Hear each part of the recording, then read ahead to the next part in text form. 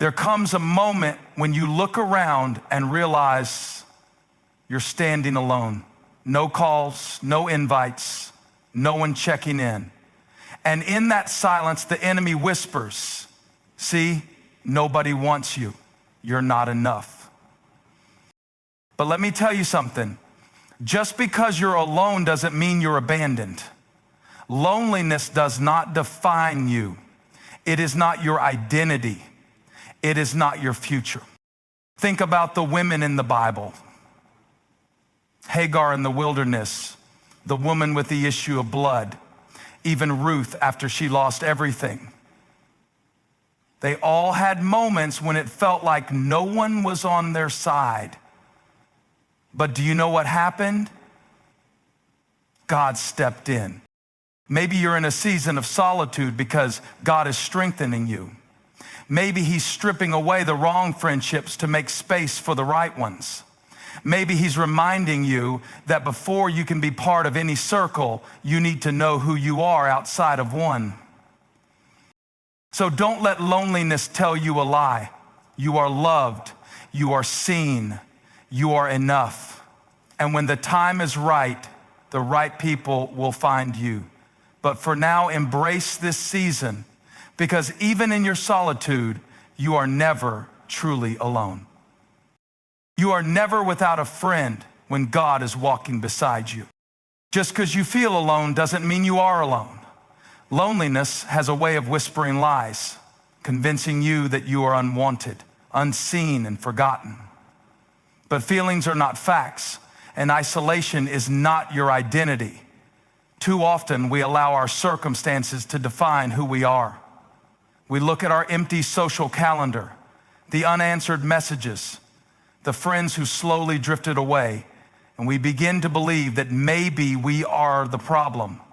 Maybe we are just not meant to belong. But that is not the truth. Seasons of isolation are not signs of rejection. They are often places of transformation. Think about the people in history and even in Scripture who spent time alone. Moses in the desert, Joseph in the prison, Jesus in the wilderness. Every one of them went through a season where it seemed like no one was with them, but that was the very season that prepared them for something greater. What if your loneliness isn't a punishment, but a preparation? What if the silence is where God wants to speak the loudest? When you believe that isolation is your identity, you begin to live like you are unworthy of connection. You pull back even further. You stop trying. You assume people don't want you around. But the truth is, you are not meant to be defined by who is or isn't standing next to you. Your identity is not based on the presence of people. It is based on the presence of God. He calls you chosen. He calls you loved. He calls you enough. Instead of letting loneliness tell you who you are, start reminding yourself of who you were created to be. This season is temporary.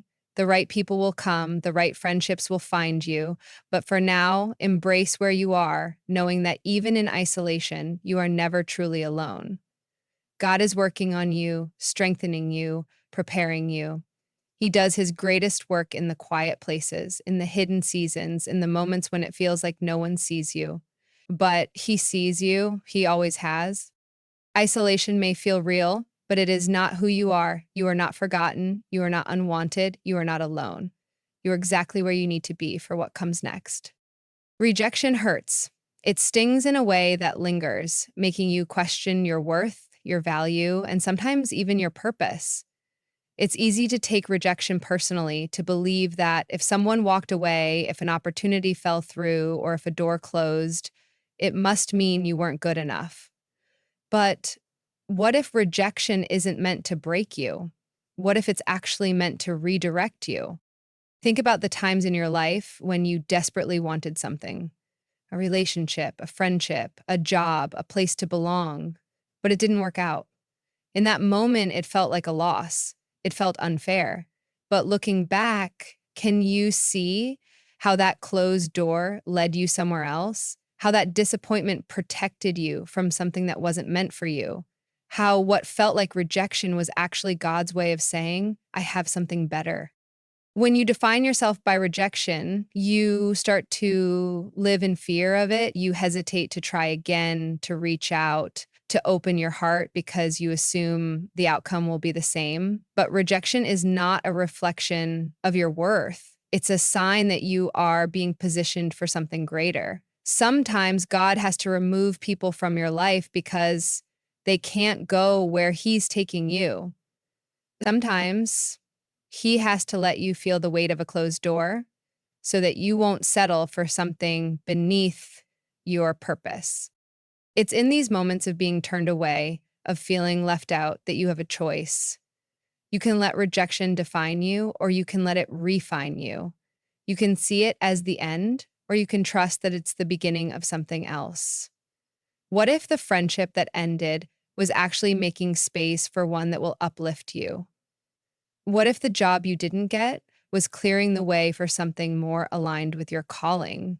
What if this isn't a setback, but a setup?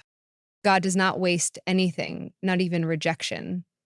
Every no is leading you toward the right yes. Every closed door is guiding you toward the right path. And one day you'll look back and realize that what you thought was rejection was actually the redirection that led you exactly where you were meant to be. When people leave, it can feel like a part of you leaves with them, whether it's a friend who walked away, a relationship that ended, or a family member who distanced themselves. It's easy to internalize their absence as a reflection of your worth. You start to ask yourself questions. Was I not enough? Did I do something wrong? Am I that easy to forget? But the truth is, you are not defined by who left.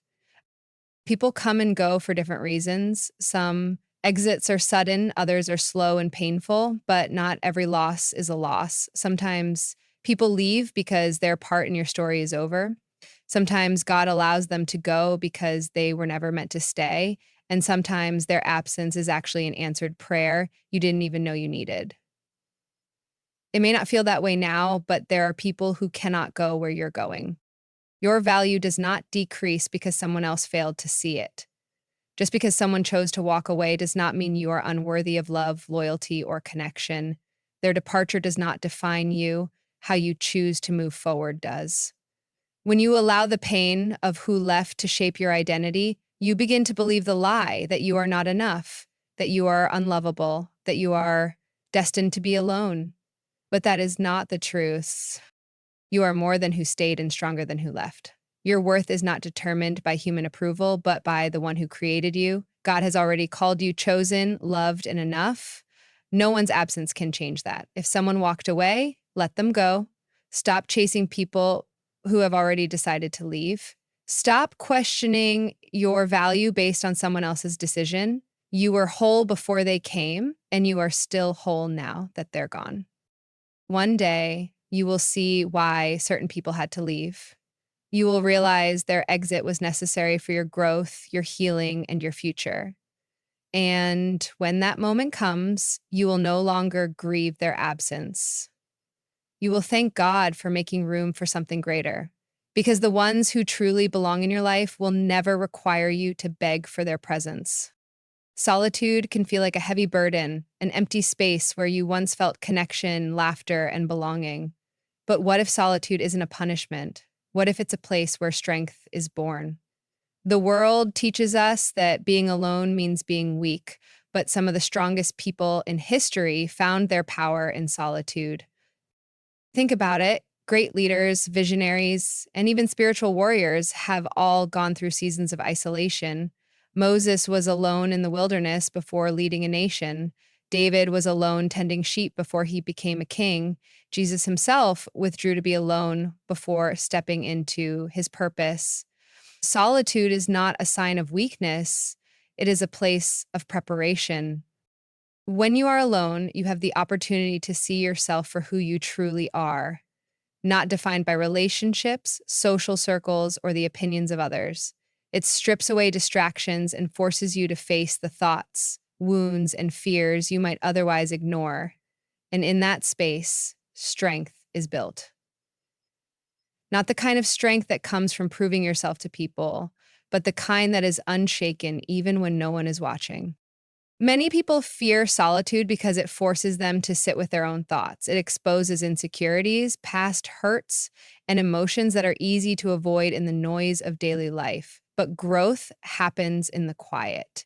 Healing happens when there is nothing left to hide behind. Strength is formed when you learn to stand on your own without needing validation from the world. The truth is, solitude isn't the absence of something, it is the presence of something deeper. It is where you learn to rely on God instead of people. It is where your faith is tested and your character is refined. It is where you discover that you are capable of more than you ever imagined. One day, this season of solitude will pass, and when it does, you will emerge stronger, wiser, and more secure in who you are. You won't fear being alone because you will know that solitude didn't weaken you, it strengthened you. And the strength you built in the quiet will carry you through everything that comes next. There are moments in life when you feel invisible, when you sit in a crowded room, yet no one truly sees you, when you give your best to people who don't seem to notice, when you wonder if your presence even makes a difference. It's a lonely feeling, the kind that makes you question your worth. But even when it feels like no one sees you, God does. Think about Hagar in the Bible. She was cast out, alone in the wilderness, feeling abandoned and forgotten. But in her darkest moment, God met her there. She called him El Roy, the God who sees me. That same God sees you right now. He sees the tears you cry when no one is watching. He sees the silent battles you fight, the effort you put in that no one acknowledges, the prayers you whisper in the quiet. You are never unseen by him. Human recognition is fleeting. People get distracted, friendships shift, and sometimes, no matter how much you give, it goes unnoticed. But God is not like people. He does not overlook you. He does not forget you. He has been with you in every unseen moment, watching over you with love and purpose. While you're waiting for someone to notice you, He's already calling you chosen, loved, and enough. It's easy to measure our worth by the attention we receive, but attention is not the same as value. You don't have to be in the spotlight to have purpose. You don't need constant affirmation from people to be worthy. Some of the most powerful seasons of your life will be the ones where no one is clapping for you, yet God is working in you. Growth happens in the unseen places. One day, the same people who overlooked you will see what God was building in you all along. But even if they don't, you are still seen. You are still loved. You are still chosen. God has never taken his eyes off you, and he never will. So even in the moments when it feels like no one notices, stand firm in this truth. God sees you, and that is more than enough. Everyone longs for deep, meaningful friendships, the kind where you feel understood, supported, and valued. But too often, people sit back and wait for the right friends to show up, believing that loneliness is something that happens to them rather than something they have the power to change. The truth is, friendship starts with you. The kind of relationships you desire begin with the kind of person you choose to be. It's easy to say, no one reaches out to me, or no one really cares. But have you asked yourself, are you being the kind of friend you're looking for? Are you showing up for others the way you want them to show up for you? Friendships aren't built on waiting. They're built on action. They grow when you take the first step, when you extend kindness without expecting anything in return, when you invest in people even before they invest in you. If you're in a season where you feel alone, don't let that be an excuse to withdraw. Let it be motivation to reach out. Be the encourager, be the listener, be the one who includes others. And as you pour into the lives of those around you, you'll begin to see that the friendships you've been longing for were never out of reach. They were simply waiting for you to take the first step.